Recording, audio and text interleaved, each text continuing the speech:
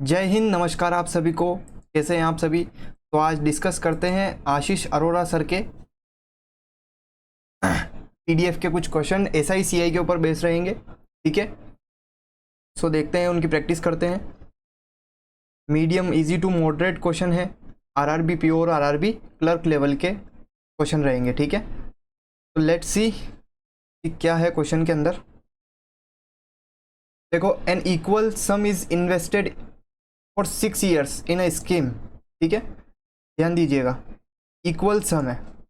ठीक है, an equal sum is invested for 6 years in scheme A offering simple interest R% per annum and the scheme B for 2 years offering compound interest for 10 years compounded annually 2 साल के लिए। ठीक है, तो कोई सम है, उसको इन्वेस्ट किया गया है 2 स्कीम के अंदर, ए स्कीम के अंदर और बी स्कीम के अंदर। ठीक है, दोनों की साइड में इक्वल सम है। ठीक है, उसके बाद R% पर एनम पर तो सिंपल इंटरेस्ट पर है 6 साल के लिए और कंपाउंड इंटरेस्ट पर है 10 साल के लिए, 10% की रेट से 2 साल के लिए। ठीक है, और the interest earn from the scheme A is double the interest earn on the scheme B. देखो ए और बी की बात हो रही है। सो इसके अंदर मैं मान लेता हूँ P कोई रुपी है, प्रिंसिपल उसके ऊपर भी P है। ठीक है, इसके ऊपर भी P है। अब इसके ऊपर इंटरेस्ट कितना आएगा? R% 6 सालों के लिए, सो 6R% का इस पर इंटरेस्ट आ जाएगा। इस पर इंटरेस्ट कितना आ जाएगा? 10 और 10, देखो इसमें सक्सेसिव लगा देते हैं। कैसे निकालते थे कंपाउंड इंटरेस्ट 10 साल का? या तो 10 से 11 करो। ठीक है, तो 21 यानी 100 से 121, तो 21 का इंटरेस्ट आ गया, 21% का। या फिर ऐसे करो कि 10 + 10 + 10 into 10/100 x + y plus XY into 100। ठीक है, तो ये आ जाएगा आपके पास 21%। ठीक है, तो यहाँ पे 21% का अपने को इंटरेस्ट देखने को मिल रहा है। ठीक है, अब ये कह रहा है कि interest earn on the scheme A, ये जो है is double the interest is earn on scheme B, इसका जो है वो डबल है। ठीक है, ठीक है, सो इसके बराबर में रख देता हूँ मैं, P इंटू 6R% बराबर P इंटू 21% इंटू 2। ठीक है, तो परसेंट से परसेंट ख़त्म, P से P ख़त्म, और अपने पास आ जाएगी R की वैल्यू क्या आ जाएगी? 2 या 6, 3 7 21। सो मेरे पास R की वैल्यू यहाँ से निकल के आ गई 7। R की वैल्यू मेरे पास आ गई 7। R की वैल्यू 7 आने के बाद मैं क्या करूँगा? इसके बाद अपने को एक और कंडीशन दे रखी है। देखो, R की वैल्यू 7 आ गई, उसके बाद अपने को दे रखा है had the rate of interest been R+2, यानी 7 + 9% सिंपल इंटरेस्ट पे होता। इसकी वैल्यू अगर 9% पे होती तो कितने का इंटरेस्ट मिलता? 9R% का सिंपल इंटरेस्ट। और इसमें क्या मिलता? Annum in scheme A and the difference between the interest earn from the both of the scheme.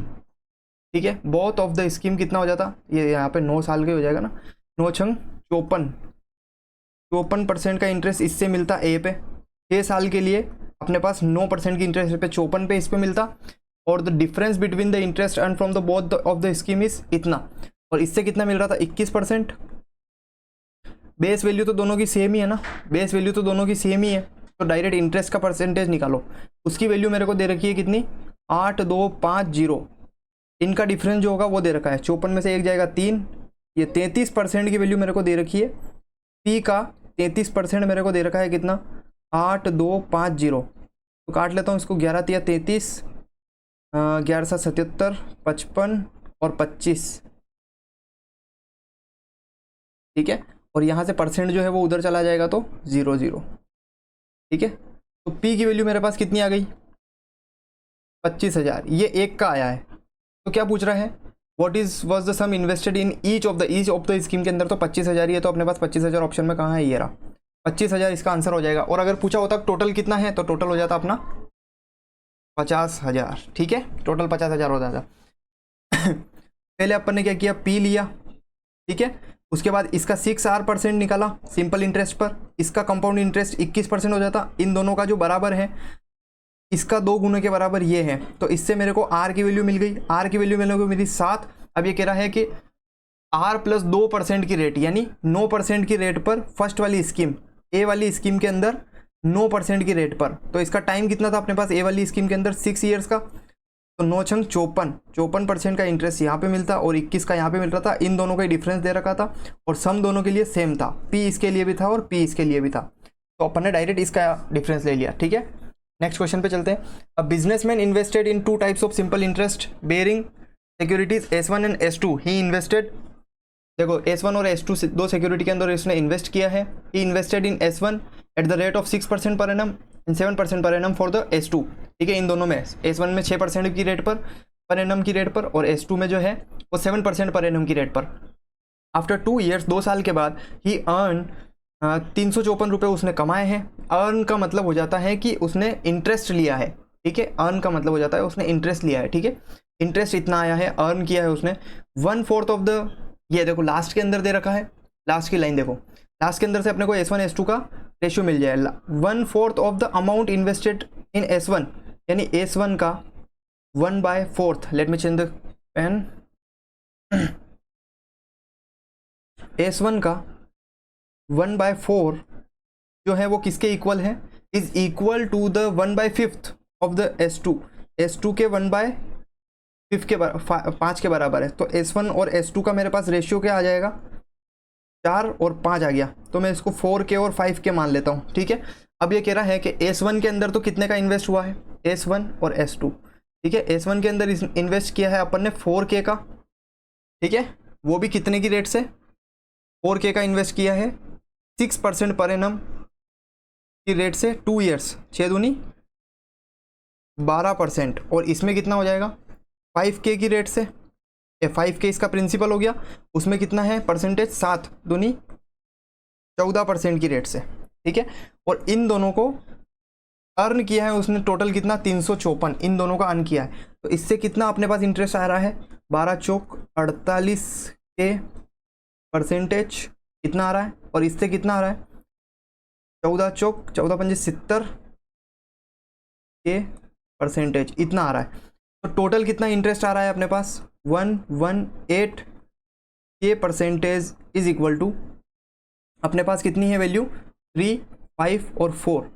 तो ये कट जाएगा, 8 8 16 8 या 3 बार, परसेंटेज नीचे है तो ये इधर चलाएगा 300। सो के की वैल्यू मेरे पास कितनी आ गई, 300, के की वैल्यू मेरे पास 300 आ गई। तो पूछ क्या रखा है, calculate the total money then the man invested in the security. दोनों सिक्योरिटी के अंदर कितना इन्वेस्ट कर रखा है, 4K और 5K, टोटल कितना है 9K। तो 9K की वैल्यू मेरे को चाहिए, तो K की वैल्यू मेरे पास कितनी है 300, तो 9 × 300 माना कि 2700 रुपये दोनों के अंदर इन्वेस्ट किए हैं। Here is the answer of this particular question, okay. Next question, a part of RS 7760 is lent at the interest rate of 12%, यानी इतना जो कुछ पार्ट जो है 77,600 रुपये का कुछ पार्ट जो है 12% हाफ ईयरली पर इन्वेस्ट किया गया है, हाफ ईयरली पर इन्वेस्ट किया गया है, ध्यान देना पर एनम नहीं है, 12% हाफ ईयरली है, तो एक साल का कितना हो जाएगा 24%। 1 year after the first part was lent out, एक साल के बाद जो फर्स्ट पार्ट है वो तो लेंट आउट किया गया किसके ऊपर, the rest of the amount is also lent at the rate of interest eight 10% per annum, ठीक है। 10% पर एनम पर जो बचा है उसको इन्वेस्ट किया है।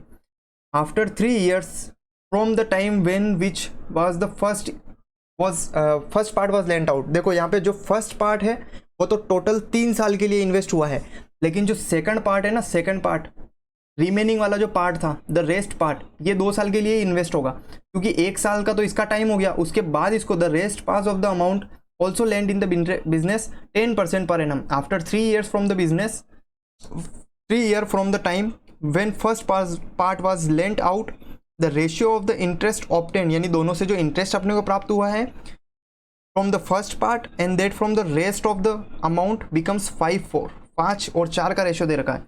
तो मेरे पास ये है 77600 का टोटल अमाउंट है। अब मैं मान लेता हूँ कि फर्स्ट पार्ट में तो ए दिया है, सेकंड पार्ट में इसने बी दिया है, ए दिया है और बी दिया है। अब मैं ए लेता हूँ, ठीक है, ए के बाद मैं लेता हूँ lent at the interest of 12% per annum पे दिया है, 12%, तो 1 साल का कितना हो जाएगा, 1 साल का कितना हो जाएगा 24, 12% हाफ का था, ठीक है, 12% हाफ का था, तो एक का कितना हो जाएगा 24%, वो भी कितने साल के लिए रहेगा, ये 3 साल के लिए। और ये जो है बी वाला, ये कितने के लिए दे रखा है 10% के लिए। और नीचे अपने को एक और दे रखा है कि सिंपल इंटरेस्ट में ही काउंट करना है, सारे के सारा सबका सब सिंपल इंटरेस्ट में काउंट होगा, तो 10% और ये 2 सालों के लिए ही होगा, ठीक है। बराबर ऊपर लिख रखा है कि from the time when the first part was lent out, that is why here is the investment of the second part is for 2 years, okay. तो इसका रेशियो अपने को दे रखा है 5:4 का, सो काट देते हैं, परसेंटेज से परसेंटेज कट जाएगा, 2 एकम 2, 2 दूनी 4, 2 पंजे 10। तो यहाँ पे ए और बी की मेरे को रेशियो मिल जाएगी कितनी, 25/24 दिया 72। ए और बी की मेरे को रेशियो मिल गई कितनी 25 और यहाँ पे 72, ठीक है। अभी क्या पूछ रहा है कि find the rates of the amount which was lent at the, okay 10% पे जो अमाउंट किया है ना उसकी वैल्यू अपने को ये पूछ रहा है। तो अपने पास टोटल वैल्यू कितनी देखो 72 और इसको जोड़ो 5, 6, 7 और 7, 8, 9, 97 यूनिट की वैल्यू मेरे को दे रखी है 77600, 7 8 56, 8 बार कटता हुआ दिख रहा है, 1 यूनिट की वैल्यू 800, तो 72 यूनिट की वैल्यू कितनी हो जाएगी, इंटू 800 कर दो इसको, 8 दूनी 16, 1 8 से 56 और 1 57, 57600, this will be the answer, here is the answer, okay. Fourth question, mister Teja is pursuing his masters in security market, mister Teja जो है परस्यूइंग कर रहे हैं अपनी मास्टर इन सिक्योरिटी मार्केट, ठीक है। 8 years after completion of his master degree, complete होने के 8 साल के बाद he wanted to start a business, 8 साल के बाद जब उनकी डिग्री कंप्लीट हो गई तो उन्होंने चाहा कि मैं एक बिजनेस स्टार्ट करता हूँ। To establish the business, establish जो बिजनेस को जो इस्टेब्लिश करने के लिए he requires the investment of इतना इतना इकाई सैकड़ा हज़ार दस 3 लाख का इन्वेस्टमेंट उनको चाहिए, कितने का चाहिए टोटल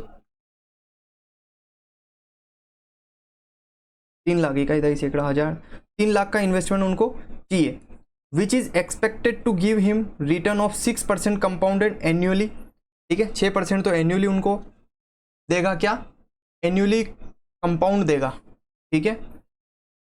3 लाख का जो बिजनेस डालेगा ना वो उसको हर साल 6% के हिसाब से कंपाउंडेड एन्युअली उनको रिटर्न देगा। If the expected number of the year by which his investment shall double is 72/R, 72/R where R is the percentage rate, यानी 72/R यानी 12 अपने पास क्या दे रखा है, इस लाइन को वापस पढ़ो। If the expected number of the years by which his investment shall double, यानी कि वो वर्ष वो टाइम जिसके अंदर उसका इन्वेस्टमेंट जो है वो डबल हो जाएगा, वो 12 साल में हो जाएगा, यानी ये जो 3 लाख का इन्वेस्टमेंट जो है ना ये 12 साल के अंदर 6 लाख का हो जाएगा, ठीक है। 12 साल के अंदर ये हो जाएगा कितना 6 लाख का हो जाएगा, ये इसका कहने का इस लाइन का मतलब था, ठीक है। 3 लाख से इकाई सैकड़ा 3 लाख से 6 लाख हो गया। Then the expected total value of the investment in his business में बिजनेस इज 60% 60 ईयर्स के बाद, यानी कि 60 साल के बाद उसका पैसा कितना गुना या फिर कितना बन गया होगा। देखो अब यहाँ पे कंपाउंड हो रहा है, कंपाउंड हो रहा है, ठीक है। तो अपने को पता है कि फर्स्ट ईयर और सेकंड ईयर की जो मतलब इसकी और इसकी जो रेशियो रहेगी वो सेम रहेगी। अब इसके वापस 12 साल के बाद, ठीक है, मान लो कि इसका रेशियो है 3 और 6, ठीक है, कितना हो रहा है डबल हो रहा है, कितने सालों में 12 सालों में, तो वापस इसका 12 सालों में वापस डबल हो जाएगा, जो कि कितना बनेगा 12 बनेगा। इसका वापस डबल हो जाएगा कितने 12 सालों में 24 हो जाएगा। इसका वापस डबल बन जाएगा कितने सालों में 12 सालों में। इसका वापस डबल बन जाएगा कितने सालों में 12 सालों में, जो कि कितना हो जाएगा 9। अब ईयर्स कितने हो गए 12 एकम 12, यहाँ पे 12 साल हो गए, यहाँ पे 12 साल हो गए, यहाँ पे 12 साल हो गए, यहाँ पे 12 साल हो गए, 12 साल जो है वो 5 बार हो गए, यानी 60 साल हो गए। और 60 साल में उसका पैसा जो है वो 96 टाइम हो गया, कितना 96 लाख, ठीक है 96 लाख उसका 60 साल बाद उसका पैसा हो जाएगा, ठीक है। सो ये एक छोटा सा क्वेश्चन है, ओके। यहाँ पे थोड़ी सी एरर है, इसको इग्नोर करना, ये वही क्वेश्चन है या अलग है? ओके, इसको नेक्स्ट वीडियो में डिस्कस करेंगे, ठीक है, तो थोड़ा अभी इग्नोर करना। सम ऑफ 1500, ये बहुत सिंपल क्वेश्चन है, प्री का मैंने एक ऐसे ही डाला है, ठीक है। A sum of 1500 is lent out two parts in such way that the simple interest on the first part is 10%, यानी 1500 का जो है उसमें से फर्स्ट पार्ट जो है वो 10% पर एनम के हिसाब से देता है, और 5 ईयर्स यानी 50% देता है। 50% यहाँ पे देता है एक पार्ट पे, is equal to that the part 12.5% for 4 years, यानी ये भी 50% देता है, ठीक है। यहाँ पे एक्स की इन्वेस्टमेंट मान लो, यहाँ पे वाई की मान लो, ठीक है। तो एक्स पे 50% जो बराबर है किसके, वाई पे 50% के। तो एक्स और वाई की रेशियो कितनी आ गई मेरे पास, 1 और 1, और एक्स और वाई की रेशियो 1 और 1 मीन्स कि 2 यूनिट की वैल्यू मेरे पास है 1500, तो 1 यूनिट की वैल्यू मेरे पास कितनी आ जाएगी, 750, ठीक है। और ये 1 यूनिट की वैल्यू ही पूछ रहा है, तो 750 इज द आंसर। तो थैंक यू, आज के लिए इतना ही रखते हैं, और नेक्स्ट पार्ट में इसका एक और वीडियो अपन डिस्कस कर लेंगे, ठीक है। 5-6 क्वेश्चन उसके अंदर डिस्कस कर लेंगे। Thank you everyone.